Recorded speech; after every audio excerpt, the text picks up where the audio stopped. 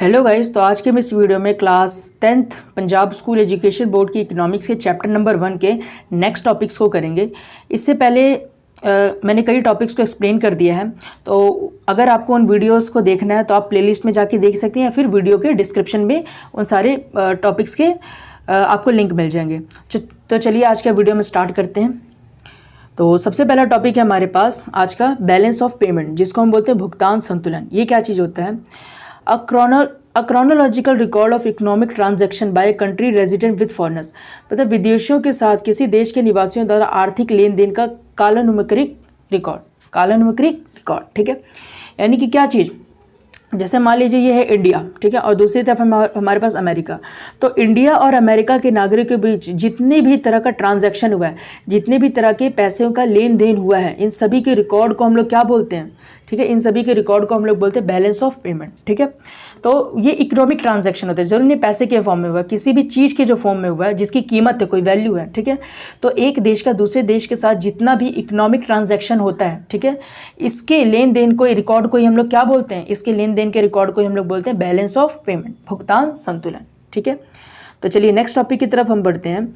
आगे हमारे पास items of balance of payment, यानी भुगतान संतुलन की मदद कौन कौन सी होती हैं।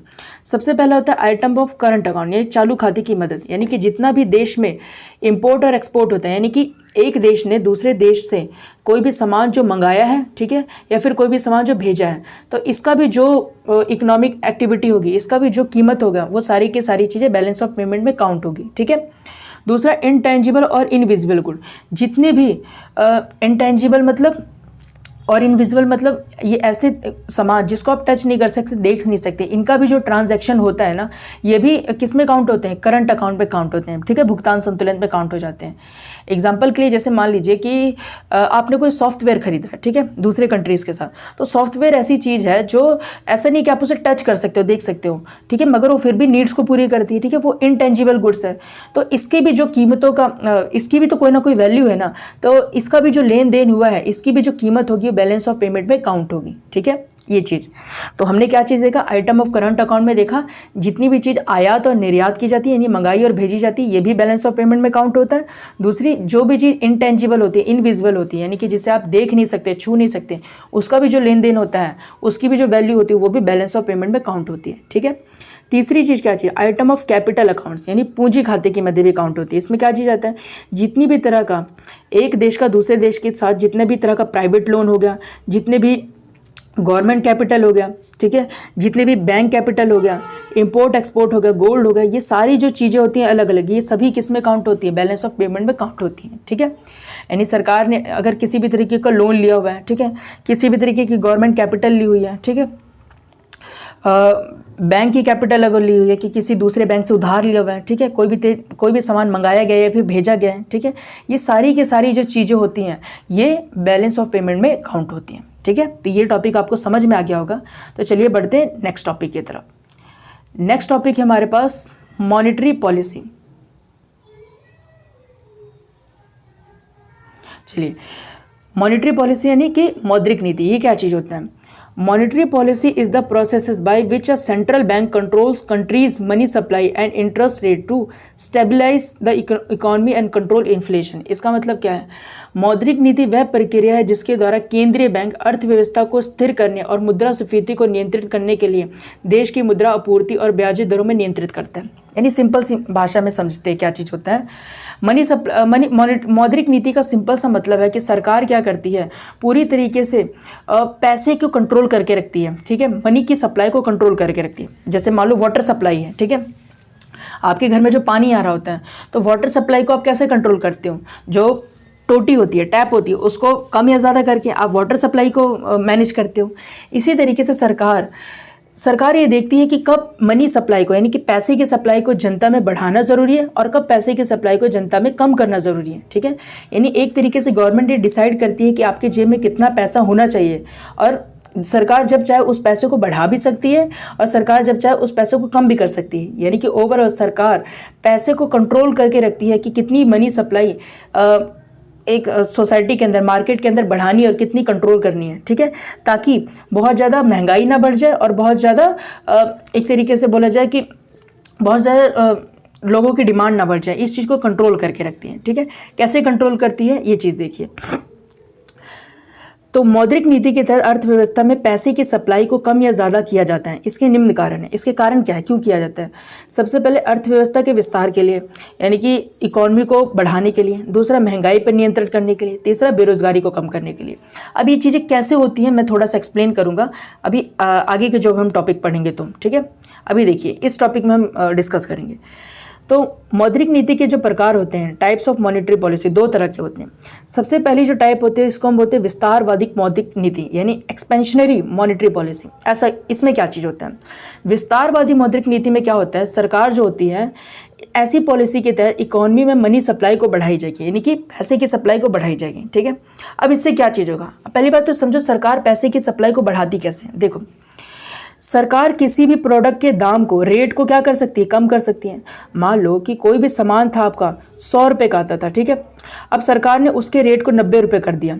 तो एक तरीके से जो सामान आपको 100 रुपये में मिलना था वो सामान आपको 90 रुपये मिल रहा है, तो 10 रुपये आपकी होगी बचत, यानी कि 10 रुपये आपकी जेब में एक्स्ट्रा आ गए। ठीक है, तो इस तरीके से सरकार ने क्या कर दिया, मनी सप्लाई को बढ़ा दिया। ठीक है, यानी कि आपके जेब में एक्स्ट्रा पैसे, ऐसा नहीं कि सरकार आपको पैसे बांटती फिरेगी, नहीं, सरकार अलग अलग टेक्निक्स लगा के मनी सप्लाई को बढ़ा देती है। जैसे मान लीजिए आप बैंक में लोन लेने जा रहे हैं और मान लो आप 1 लाख रुपए का लोन लेने जा रहे हैं, उस पर 10% का इंटरेस्ट लग रहा था। ठीक है, सरकार क्या करेगी, उस इंटरेस्ट रेट को घटा के कर देगी 8%, 7%। तो इस तरीके से भी क्या होगा, आपको कम पैसे चुकाने पड़ेंगे, तो इस तरीके से भी मनी सप्लाई बढ़ जाती है। ठीक है, तो चीज़ों के दाम को कम करके मनी सप्लाई बढ़ाई जाती है, बैंक इंटरेस्ट को कम करके मनी सप्लाई को बढ़ाई जाती है। ठीक है, तो कई अलग अलग तरीके होते हैं सरकार के जिससे मार्केट में मनी सप्लाई को बढ़ाई जाती है। ठीक है, अब मनी सप्लाई को बढ़ाने का कारण क्या चीज़ होता है? ठीक है, ये चीज़ समझिए, जैसे ही मनी सप्लाई बढ़ेगी वैसे क्या होगा, डिमांड बढ़ेगा। ठीक है ना, ऐसा कैसे? अब देखिए, अगर मनी सप्लाई बढ़ेगी तो सीधे सीधे आपकी जेब में ज़्यादा पैसा आएगा। ठीक है, आपकी जेब में ज़्यादा पैसा आएगा तो जो चीज़ें आप पहले खरीद नहीं पाते थे उन चीज़ों को आप खरीद पाएंगे। ठीक है, अब मान लीजिए कि आपकी जेब में एक्स्ट्रा पैसे आ गया, तो जब आप मान लीजिए आपको बाइक खरीदनी है। ठीक है, अब मान लीजिए अब बाइक को पहले वही लोग खरीद पाते थे जिनके पास ज़्यादा पैसा होता था। ठीक है, अब क्योंकि मनी सप्लाई बढ़ गई तो आपके जेब में भी पैसा है, 2-3 लोगों के जेब में और भी पैसा, अलग अलग लोगों के पास पैसा है, तो अब सभी इस बाइक को खरीद सकते हैं। जब सभी बाइक को खरीद सकते हैं इसका मतलब क्या, इस बाइक की डिमांड बढ़ गई। ठीक है, तो मनी सप्लाई बढ़ाने से क्या चीज़ होता है, डिमांड चीज़ों की बढ़ जाती है क्योंकि सभी के पास पैसा आ जाता है। ठीक है, इससे क्या होगा, इससे होगा आर्थिक विकास, यानी इकोनॉमिक ग्रोथ होगी। अब ये इकोनॉमिक ग्रोथ कैसे होगी? अब मान लीजिए जो बाइक की इंडस्ट्री थी, ठीक है, बाइक की इंडस्ट्री में बाइक की डिमांड बढ़ गई तो ज़्यादा लोग बाइक को खरीदने वाले हो गए। ठीक है, तो इससे क्या होगा, बाइक की जो सेल्स है बढ़ जाएगी, बाइक की सेल्स बढ़ जाएगी तो बाइक की जो इंडस्ट्री वो ज़्यादा पैसा कमाएगी। बाइक की इंडस्ट्री ज़्यादा पैसा कमाएगी तो इससे क्या होगा, सरकार को ज़्यादा टैक्स पे करेगी, सरकार को ज़्यादा टैक्स पे करेगी तो इससे क्या चीज़ होगा, इससे ओवरऑल सरकार के पास ज़्यादा पैसा आएगा तो सरकार उसी पैसे का इस्तेमाल करके जनता का भला करेगी। ठीक है, इससे क्या चीज़ होगा, जनता का भला होगा, एक तरीके से क्या होगा, इकोनॉमिक ग्रोथ होगी। ठीक है, ये तो एक एग्जाम्पल रहा।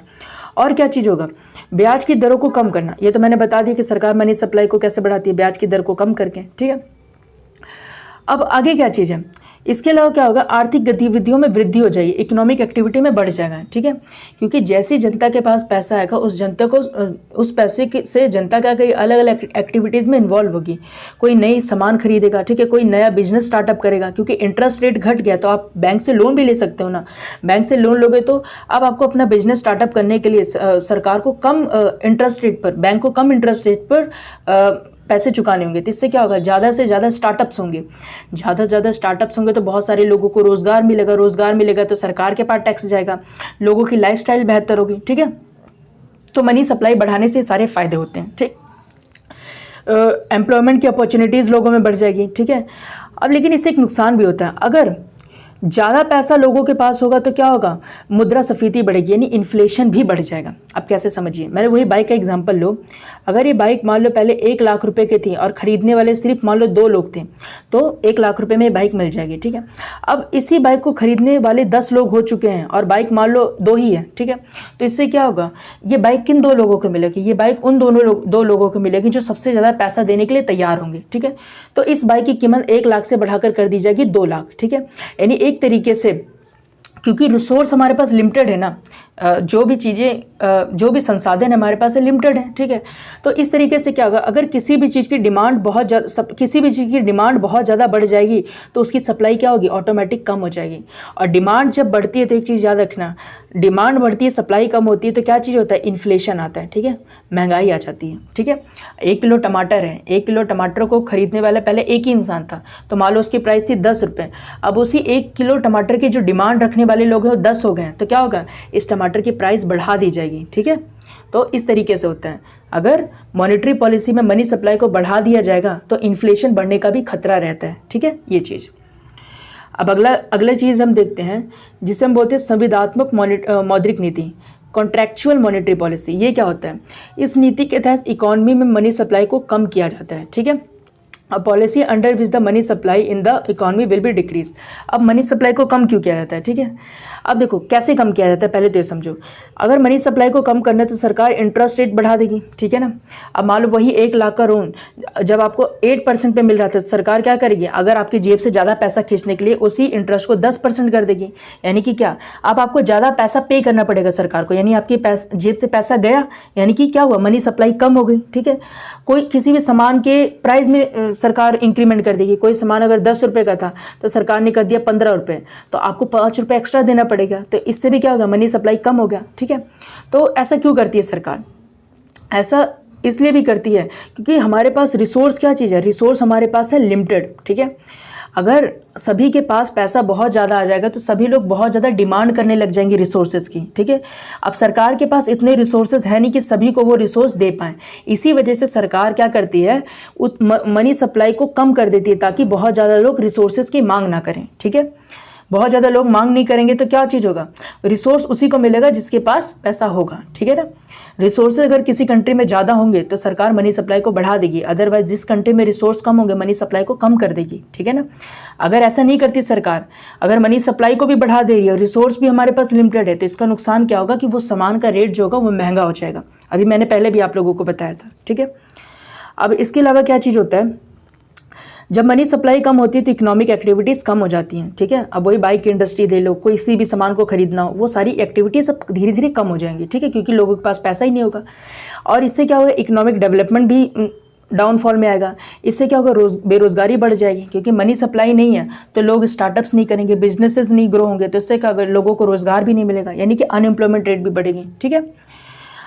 अब क्या चीज़ है, तंग मुद्रा नीति के रूप में केंद्रीय बैंक ब्याज दरों पर वृद्धि करके ऋण को प्रतिबंधित करके धन आपूर्ति को कम करना चाहता है, ठीक है। एक तरीके से सारा कंट्रोल किसके पास होता है, सेंट्रल बैंक के पास होता है, ठीक है। तो ओवरऑल जो मोटे तौर पे जो टॉपिक था ये मैंने आप लोगों को समझा दिया, ठीक है। तो चलिए बढ़ते हैं अब नेक्स्ट टॉपिक की तरफ। नेक्स्ट टॉपिक है हमारे पास क्या चीज़, नेक्स्ट टॉपिक है हमारे पास राजकोषीय नीति, जिसको हम बोलते हैं फिस्कल पॉलिसी। फिस्कल पॉलिसी क्या चीज़ होता है, ऐसी नीति जो सरकार की आय तथा खर्च से संबंधित हो उसे राजकोषीय नीति कहते हैं। ये नीति सरकार को मार्गदर्शन करती है कि उसे कितना पैसा खर्च करना चाहिए तथा ये पैसा कहाँ से आएगा। यानी कि क्या, सरकार की इनकम और सरकार की खर्च से संबंधित जो सारा का सारा जो डेटा होता है उसको हम बोलते हैं फिस्कल पॉलिसी, ठीक है, राजकोषीय नीति बोलते हैं। यानी सरकार की कितनी इनकम होने वाली, सरकार का कितना खर्च होने वाला है, इसको हम बोलते हैं राजकोषीय नीति, ठीक है। मतलब कि सरकार की कितनी खर्च होगा और सरकार की कितनी आमदनी होगी, इस नीति को हम लोग क्या बोलते हैं, राजकोषीय नीति बोलते हैं, ठीक है। अब क्या चीज़ होता है, this policy guides the government as to how much money it should spend and where will money come from. इस नीति से सरकार को क्या मिलता है, ये नीति सरकार को एक गाइडेंस देती है, ठीक है, कि सरकार को पैसा कहाँ से अर्न होगा और सरकार को किस तरीके से पैसे को खर्च करना चाहिए, ठीक है, और वो पैसा आएगा कहाँ से। यानी सरकार, ये नीति क्या करती है, नीति सरकार को गाइडेंस देती है कि सरकार को पैसा किस तरीके से खर्च करना चाहिए और सरकार को पैसा आएगा कहाँ से, ठीक है। तो ये फिस्कल पॉलिसी में जानकारी मिलती है, ठीक। अब इसके तहत होता क्या है, सरकार इन सवालों पर ढेर सारे लोगों से आपस में चर्चा करती है, ठीक है। अब क्या बताइए, यह हमें बताता है कि सरकार स्वास्थ्य, शिक्षा, रक्षा, उद्योग, ठीक है, रेलवे आदि जैसे विभिन्न क्षेत्रों पर कितना पैसा खर्च करेगी, ठीक है। तो सरकार विभिन्न लोगों से चर्चा करती है, ठीक है, और चर्चा करने के बाद सरकार ये डिसाइड करती है कि अलग अलग क्षेत्रों में कितना पैसा इन्वेस्ट करना है, ठीक है। तो ये सारी चीज़ें फिस्कल पॉलिसी में आ जाती हैं। इसके अलावा क्या चीज़ होता है, सरकार विभिन्न क्षेत्रों में कितनी सब्सिडी मिलेगी और ये भी डिसाइड करती है कि सब्सिडी कितनी मिलेगी। सब्सिडी का मतलब क्या चीज़ होता है कि मान लीजिए आपकी कोई शॉप है, ठीक है, आपकी शॉप में कोई सामान है, उसकी कीमत है 10 रुपये। सरकार आपको बोलेगी ऐसा करो, 10 रुपये को इस सामान को मत बेचो, इसको बेच दो तुम 7 रुपये में। अब आप बोलोगे कि 10 रुपये के सामान को 7 में क्यों बेच दो, इसमें तो मेरा नुकसान हो जाएगा। मगर सरकार बोलेगी टेंशन मत लो, ये जो 10 रुपये का सामान 7 रुपये में बेचोगे, जो 3 रुपये तुम कम कर रहे हो, 3 रुपये हम तुम्हें दे देंगे, ठीक है। तो सरकार क्या करती है, सरकार इसी तरीके से बहुत सारे सेक्टर्स में चीज़ों के प्राइस को डाउन कर देती है, ठीक है, और वो चीज़ें आपको कम रेट पे मिल जाती हैं। और जितने कम रेट पे आपको चीज़ें मिली हैं और जितना एक्स्ट्रा पैसा आपको कम देना पड़ा है, वो सारा पैसा सरकार पे कर देती है। इसी को हम बोलते हैं सब्सिडी, ठीक है। जैसे गैस सिलेंडर मान लो है 750 रुपये में, अब एक्चुअल में गैस सिलेंडर की रेट होगी मान लो 900 रुपये, मगर आपको मिल रहा है 750 रुपये में, तो जो 150 रुपये एक्स्ट्रा है गैस सिलेंडर का, सरकार वो पे करती है, ठीक है। इसी को हम बोलते हैं सब्सिडी, ठीक है। आगे क्या चीज़ है, सरकार को पैसे, कर, आय, अनुदान, उधार, पैसे छापना और संपत्ति बेचने से होती है, ठीक है। ये चीज़ें मैंने तो आपको पहले एक्सप्लेन कर दी, ठीक। तो ये चीज़ थी हमारे पास, क्या चीज़, फिस्कल पॉलिसी। चलिए लास्ट टॉपिक है हमारे इस चैप्टर का, माइक्रो इकोनॉमिक्स। माइक्रो इकोनॉमिक्स का मतलब क्या चीज़ होता है, it studies individual decisions like how household और businesses make choices about spending and production. ये व्यक्तिगत निर्णयों का अध्ययन करता है कि जैसे कि घर या व्यवस्था खर्च और व्यवसाय खर्च और उत्पादन के बारे में कैसे चुनाव करते हैं, ठीक है। यानी कि देखिए, कोई भी, मैंने आपको बहुत पहले लेक्चर में ही आपको बताया था कि मान लीजिए कोई एक बिजनेस है, ठीक है, कोई एक सब्जी वाले का बिजनेस है, तो हमें ये पता करना है कि जो सब्जी वाला है, ठीक है, ये कितना पैसे अर्न करता है, कितना पैसे स्पेंड करता है। मान लीजिए आपकी फैमिली में कितना पैसे आता है, कहाँ पर खर्च होता है, तो इस चीज़ की जो स्टडी करेंगे तो इसको हम बोलेंगे माइक्रो इकोनॉमिक्स। माइक्रो का मतलब तो छोटा, ठीक है, यानी कि छोटे लेवल पर जब हम किसी भी इकोनॉमिक एक्टिविटी की स्टडी करते हैं तो इसको हम बोलते हैं माइक्रो इकोनॉमिक। जैसे आपके घर के लेवल पर सिर्फ स्टडी करना है कि कितना पैसा आता है, कितना खर्च होता है, तो इसको हम काउंट करेंगे माइक्रो इकोनॉमिक्स में, ठीक है। मैक्रो इकोनॉमिक्स क्या चीज़ होता है, it looks at the economy as a whole, focusing on big issues like national income, inflation and unemployment. यह अर्थव्यवस्था को समग्र रूप से देखता है, राष्ट्रीय मुद्रास्फीति, बेरोजगारी जैसे बड़े मुद्दों पर ध्यान केंद्रित करता है। अब इसमें क्या चीज़ होता है, मान लीजिए कि पूरे नेशनल लेवल, पूरे देश के लेवल पर कितना पैसा आ रहा है, कितना पैसा खर्च हो रहा है, देश की नेशनल इनकम कितनी है, ठीक है, पर कैपिटा इनकम कितनी है, यानी कि पूरे देश के लेवल पर जब हम इकोनॉमिक एक्टिविटीज़ की स्टडी करते हैं तो इसको हम बोलते हैं मैक्रो इकोनॉमिक्स। तो माइक्रो मतलब छोटे लेवल पर जब हम इकोनॉमिक एक्टिविटी की स्टडी करते हैं तो बोलते हैं माइक्रो इकोनॉमिक्स। बड़े लेवल पर मैक्रो इकोनॉमिक एक्टिविटी की जब स्टडी करते हैं उसको हम बोलते हैं मैक्रो इकोनॉमिक। वही सब्जी वाले का एग्जांपल, अगर हमें देश भर के सब्जी वाले की इकोनॉमिक एक्टिविटी का अध्ययन करना है कि वो कितना पैसा कमाता है, कहाँ खर्च करता है, तो वो कहलाएगा मैक्रो इकोनॉमिक। वही एक सब्जी वाले का पता करना है तो क्या कहलाएगा, माइक्रो इकोनॉमिक्स। तो इसी के साथ हमारे सारे टॉपिक्स इस चैप्टर के ख़त्म हो चुके हैं। इस पूरे चैप्टर की जो कंबाइंड प्लेलिस्ट है वो आपको चैनल पे मिल जाएगी। अगर आपको किसी भी तरह का डाउट हो तो आप कमेंट सेक्शन में पूछ सकते हैं, ठीक है। और मिलते हैं नेक्स्ट चैप्टर के साथ। अगर आपको वीडियो पसंद आई हो तो इसे लाइक कर दें, सब्सक्राइब कर दें और अपने क्लासमेट्स के साथ शेयर कर दें। तो मिलते हैं नेक्स्ट वीडियो में, तब तक के लिए थैंक यू वेरी मच।